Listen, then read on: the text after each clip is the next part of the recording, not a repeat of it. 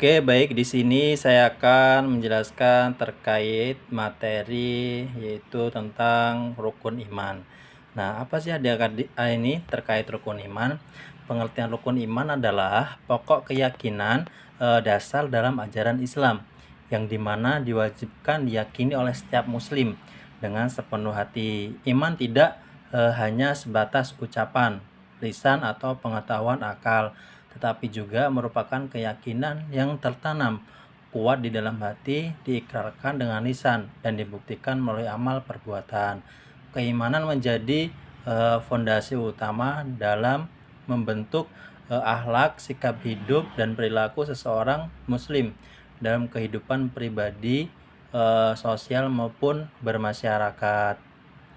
Dalam pandangan Islam, iman berfungsi sebagai pengendali moral dan spiritual manusia. Tanpa iman, seorang akan mudah terjerumus pada perbuatan yang merusak diri dan lingkungan. Oleh karena itu, rukun iman adalah menjadi landasan utama menekankan integrasi antara iman, ilmu, dan amal. Di sini juga ada dalilnya. Dalil tentang rukun iman terdapat Al-Quran dan hadis. Yaitu yang kedua ada iman kepada Allah Subhanahu wa Ta'ala. Iman kepada Allah berarti meyakini dengan sepenuh hati bahwa Allah adalah satu-satunya Tuhan yang wajib disembah, tidak memiliki sekutu Maha Esa dalam zat, sifat, dan perbuatannya. Keimanan ini mencakup keyakinan bahwa Allah adalah pencipta alam semesta, pengatur kehidupan, maha pengetahuan segala sesuatu, serta maha adil dan memberikan balasan atas perbuatan manusia. Keimanan kepada Allah juga mencakup mengendala terhadap sifat-sifat Allah yang wajib, mustahil, dan jaiz. Dengan mengenal sifat-sifat Allah, seorang muslim. Baik adik-adik, tadi itu yang jelas tentang iman kepada Allah, yaitu ada dalil Allah tidak ada Tuhan selain Dia yang maha hidup, yang terus-menerus mengurus makhluknya. Hadisnya yaitu iman itu adalah engkau beriman kepada Allah, dan itu ada contoh dalam kehidupan sehari-hari.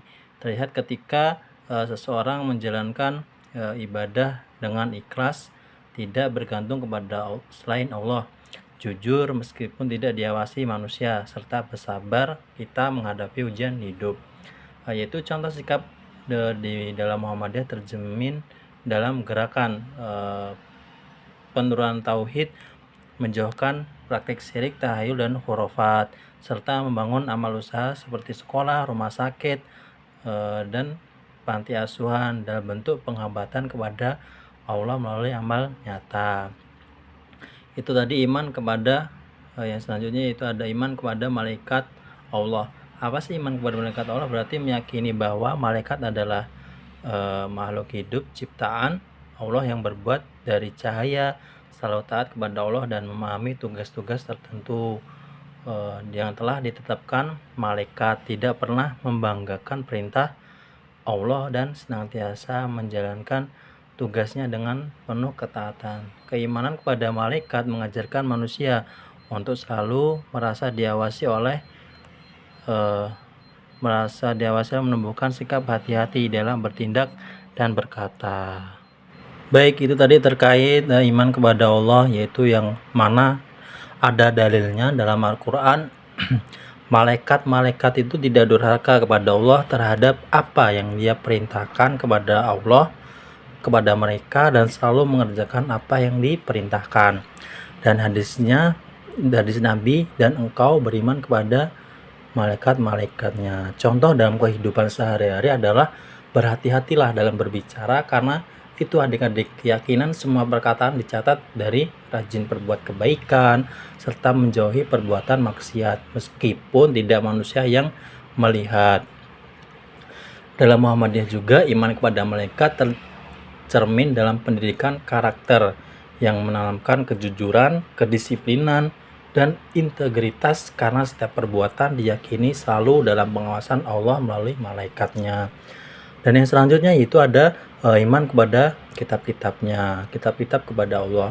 Nah, apa sih iman kepada kitab-kitab Allah? Yaitu berarti meyakini bahwa Allah telah menurunkan wahyu kepada para rasulnya sebagai pedoman hidup manusia. Kitab-kitab tersebut berisi ajaran tauhid dan nilai-nilai moral yang membimbing manusia menuju keselamatan dunia akhirat.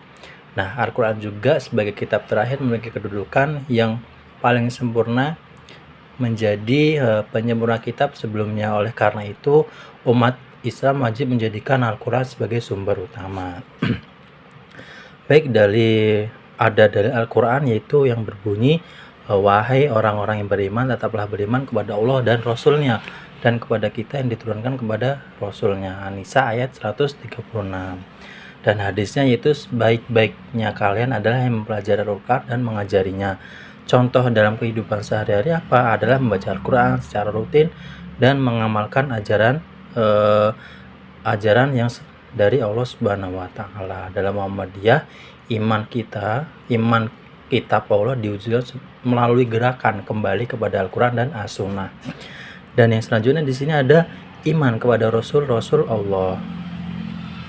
Apa sih itu iman kepada Rasul Allah? Yaitu iman kepada Rasul yang dimana meyakini bahwa Allah mengutus para nabi dan rasul untuk menyampaikan wahyu dan membimbing umat manusia menuju jalan yang benar. Rasul terakhir adalah Nabi Shallallahu Alaihi Wasallam yang membawa ajaran Islam sebagai rahmat bagi seluruh alam. Keimanan ini juga mengharuskan umat Islam untuk meneladani akhlak, perjuangan, dan metode dakwah dari baginda Rasul. Apa dalilnya dalam Al-Quran? Yaitu Muhammad adalah Rasul Allah.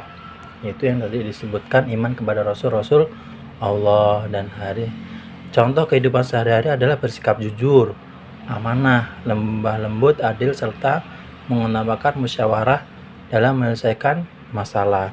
Dalam Muhammadiyah, iman kepada Rasul diwujudkan melalui keteladanan Nabi dalam dakwah, amar ma'ruf, nahi mungkar, dakwah bil halal, serta pengembangan masyarakat. Dan selanjutnya yaitu adik-adik ada iman kepada hari akhir. Apa sih itu iman kepada hari akhir? Adalah iman yang berarti meyakini kehidupan di dunia itu bersifat sementara dan berakhir.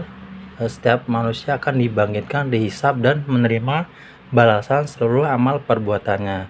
Yaitu keimanan membentuk sikap kehidupan, bertanggung jawab, tidak berbuat zalim. Itu dalilnya dalam iman kepada hari akhir, sikap kehidupan yang bertanggung jawab, tidak berbuat zalim. Dalilnya, barang siapa yang mengerjakan kebaikan seberat biji zarah, niscaya dia akan melihat balasannya. Hadis Nabi, yaitu orang yang cerdas adalah menyiapkan dirinya untuk kehidupan setelah mati. Contoh dalam kehidupan kepada Allah yaitu beribadah jujur dan bekerja tidak korupsi dan peduli terhadap sesama. Dan yang selanjutnya ada dalam Muhammadiyahan, iman hari akhir adalah melahirkan etos kerja, tanggung jawab sosial, beramal saleh, dan melalui amal usaha yang berkelanjutan. Baik, yang selanjutnya ada iman kepada qada dan qadar. Iman kepada qada dan qadar berarti meyakini bahwa segala sesuatu yang terjadi di alam semesta ini atas kehendak Allah, namun manusia tetap diberi kebebasan untuk berusaha dan bertanggung jawab atas pilihannya. Keimanan ini menumbuhkan sikap optimis, sabar, dan tidak putus asa. Dari Al-Quran itu, sungguhnya kami menciptakan segala sesuatu menurut ukuran dan takaran dari Allah Subhanahu wa Ta'ala. Hadisnya yaitu adalah berimanlah kepada takdir yang baik maupun yang buruk. Contoh apa dalam kehidupan sehari-hari adalah menerima hasil usaha dengan lapang dada, tetap bekerja keras, tidak menyalahkan takdir atas segala kegagalan yang sudah diberikan kepada kita semua untuk menjalankan perintah-perintah dari Allah. Nah, dalam Muhammadiyah, iman kepada qada dan qadar itu diwujudkan yaitu melalui prinsip ikhtiar maksimal, profesionalisme, serta tawakal setelah usaha sebagaimana tercermin dalam semangat berkemajuan. Nah, itu tadi terkait iman qada dan qadar, adik-adik. Jadi ada beberapa yang sudah dijelaskan. Iman qada dan qadar yaitu terjadi dalam semesta, kehendak manusia yang diberi kebebasan untuk berusaha dan bertanggung jawab. Jadi kita sudah ada yang menciptakan segala sesuatu itu sesuai apa yang sudah diakarkan, sudah diukur dari kehidupan sehari-hari. Nah, tadi juga sudah dicontohkan, baik teman-teman. Mungkin itu yang bisa saya sampaikan, kurang lebihnya saya mohon maaf kepada Allah, mohon ampun. Semoga adik-adik semua diberi kesemangatan, diberi kelancaran dalam mencari talabu ilmi, menuntut ilmu kepada Allah Subhanahu wa taala. Mungkin dari saya itu saya akhiri. Wassalamualaikum warahmatullahi wabarakatuh.